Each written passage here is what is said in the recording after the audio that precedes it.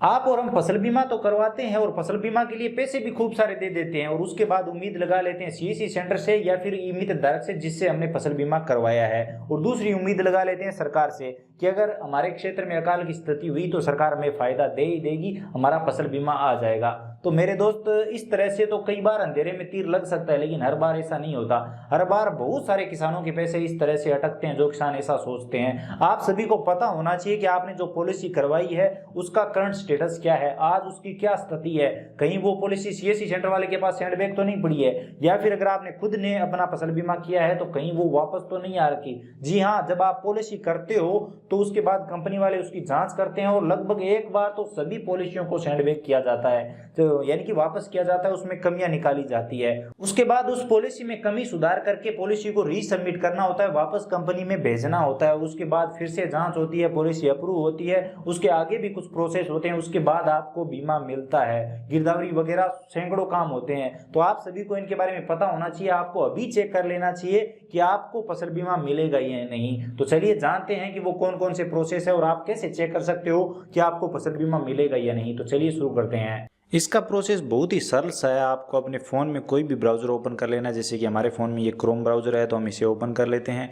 Browser open करने के बाद यहाँ पर आपको गूगल पे सर्च करना है PMFBY, यानी कि प्रधानमंत्री फसल बीमा योजना। तो हम इस पर क्लिक करेंगे। उसके बाद यहाँ पर आपको सबसे ऊपर वेबसाइट मिल जाएगी, तो आपको इसी वेबसाइट को ओपन करना है, इस पर क्लिक कर लेना है। अब यहाँ पर आपके सामने कुछ इस तरह का इंटरफेस आएगा। यहाँ पर आपको एक ऑप्शन मिलता है एप्लीकेशन स्टेटस का, तो आपको इस वाले ऑप्शन पे क्लिक करना है। लेकिन उससे पहले यहाँ पर आपको जो 3 डॉट दिखाई दे रहे हैं इन पे क्लिक करना है, और यहाँ पर आपको डेस्कटॉप साइट का एक ऑप्शन दिखाई देगा, आपको इस वाले ऑप्शन पे यहाँ पर क्लिक करना है। उसके बाद यहाँ पर जिस तरह से कंप्यूटर में आपकी ये वेबसाइट चलती है उसी तरह से यहाँ पर चलने लगेगी। आपको यहाँ पर जूम करना है, यहाँ पर आपको एप्लीकेशन स्टेटस का ये ऑप्शन मिल जाएगा, तो आपको इस ऑप्शन पे क्लिक करना है। अब इस ऑप्शन पे जैसे ही क्लिक करेंगे यहाँ पर आप जूम आउट करेंगे और यहाँ पर आपको रिसिप्ट नंबर दर्ज करने के लिए ऑप्शन दिया हुआ है, और यहाँ पर ये कैप्चा कोड दर्ज करके और यहाँ पर आपको चेक स्टेटस पे क्लिक करना है। तो चलिए हम यहाँ पर रिसिप्ट नंबर दर्ज करते हैं और यहाँ पर ये कैप्चा कोड दर्ज करते हैं और चेक स्टेटस पे क्लिक करते हैं। अब यहाँ पर मैं आपको बता देता हूँ कि रिसिप्ट नंबर कौन से दर्ज करने हैं। तो यहाँ पर हमने एक पॉलिसी ली है, तो यहाँ पर आप इस पॉलिसी में देख सकते हैं, यहाँ पर जो ऊपर रिसिप्ट नंबर दिए हुए होते हैं, पॉलिसी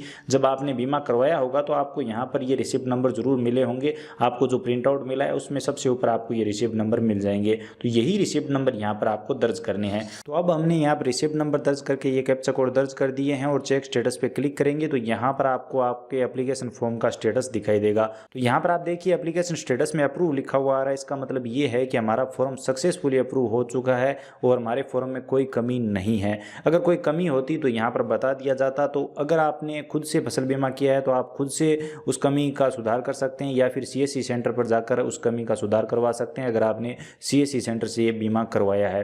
और आपने कौन सी फसल का बीमा करवाया है, रबी है या खरीफ, कौन से सीजन में करवाया है और किस सोर्स से करवाया है, सीएससी से करवाया है या फिर खुद किया है, वो सारी डिटेल यहाँ पर आपको देखने को मिल जाती है। और फार्मर का नाम भी यहाँ पर शो हो जाता है, जिससे आप ये वेरीफाई कर सकते हैं कि ये जो स्टेटस दिखाई दे रहा है वो सही है या नहीं। तो यहाँ पर आप इस तरह से कंप्लीट चेक कर सकते हैं आपके फॉर्म का आज स्टेटस क्या है। कहीं ऐसा ना हो कि यहाँ पर आपकी पॉलिसी अप्रूव ही ना हो और बाकी लोगों को बीमा मिल जाए, कहीं आपके फॉर्म में कोई कमी ना आ जाए। तो यहाँ पर आप कंप्लीट इस तरह से देख सकते हैं। तो यहाँ पर पॉलिसी किस डेट को क्रिएट हुई, आपके गाँव का नाम, क्षेत्र का नाम, सारी डिटेल यहाँ पर आपको शो होती है अगर आप इस तरह से स्टेटस चेक करते हैं। बहुत ही सरल सा प्रोसेस है, आप जरूर चेक करिए। जैसे कि यहाँ पर आप देखिए हमने एक दूसरी पॉलिसी का स्टेटस चेक किया तो इसका वेरिफिकेशन अभी तक पेंडिंग आ रहा है। यहाँ पर एप्लीकेशन स्टेटस जो है वो अप्रूव दिखाई नहीं दे रहा है। तो इसका मतलब ये है कि अगर फसल बीमा आ जाता है तो इनका बीमा तो किसी हाल में नहीं आएगा। तो इस तरह से यहाँ पर आपको स्टेटस जरूर चेक कर लेना है। अगर वेरिफिकेशन पेंडिंग दिखा रहा है तो आपको अपने नज़दीकी सीएससी सेंटर से मिलना है, वहाँ से अगर आपने बीमा करवाया है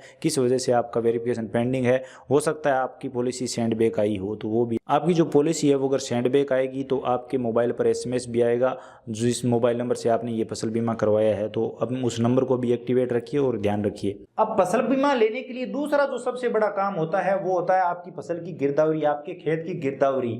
जब आप अपनी फसल की बुआई करते हो उसके बाद आपके क्षेत्र का पटवारी या फिर लेखपाल आपके खेत पर आता है। ज्यादातर क्षेत्रों में तो खेत पर आकर वो गिरदावरी करता है कि आपने कितने क्षेत्र में किस फसल की बुआई की है, कितने क्षेत्र में किस फसल की बुआई की है, वो उस हिसाब से लिख कर लेकर जाता है, गिरदावरी करता है। और कई क्षेत्रों में क्या होता है कि वो अपने ऑफिस में बैठे बैठे गिरदावरी कर लेता है। और उसके बाद क्या होता है कि आपने फसल बीमा तो करवा रखा है, मान लीजिए उदाहरण के लिए मान लीजिए चना का, और उसने लिख दिया सरसों की, उसने सरसों की बुआई कर रखी है। तो फिर फसल बीमा कहाँ से आएगा? ये बड़ी प्रॉब्लम किसानों के सामने आती है। तो आपको गिरदावरी भी ध्यान से करवानी होती है।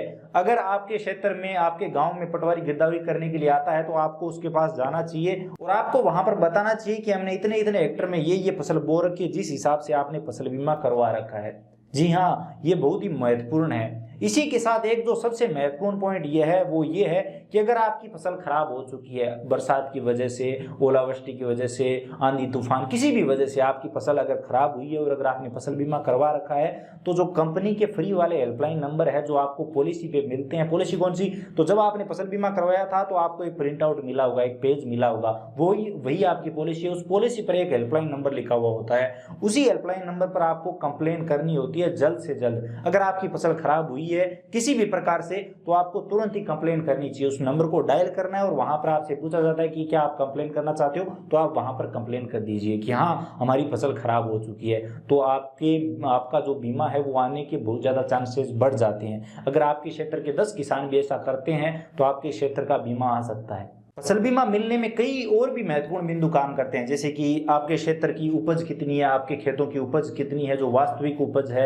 अधिकतम उपज वो कितनी है, और इस साल की उपज कितनी दिखाई गई है। जैसे कि आपके क्षेत्र की जो अगर सही से अगर आपकी फसल हो तो आपके बीघे का 4 कुंटल अनाज होता है और इस साल अगर 2 कुंटल बीघे का दिखाया गया है तो इसका मतलब ये है कि 50% अकाल की स्थिति आपके क्षेत्र में दिखाई गई है और आपको फसल बीमा मिल सकता है। या फिर अगर 70% दिखाया गया हो तो ज़्यादा चांस रहते हैं फसल बीमा आने के। बाकी आपको अपना फॉर्म कंप्लीट रखना चाहिए, ये सभी काम सही से करने चाहिए ताकि अगर फसल बीमा आए तो आपका बीमा नहीं अटके।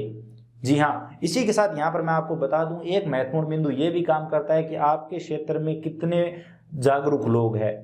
वो अगर सही से अपना काम करते हैं, सही से कंप्लेन करते हैं, अधिकारियों के पास जाते हैं, ज्ञापन वगैरह देते हैं कि हाँ हमारे क्षेत्र की फसल खराब हुई है, तो इससे ज़्यादा फर्क पड़ता है और आपके क्षेत्र का फसल बीमा आता है। लेकिन अगर कोई ध्यान नहीं देता, बीमा करवा दिया, पैसे दे दिए, उसके बाद छोड़ो, सरकार चाहेगी तो दे देगी, कंपनी चाहेगी तो दे देगी, तो फिर भैया ऐसे ही आता है बीमा।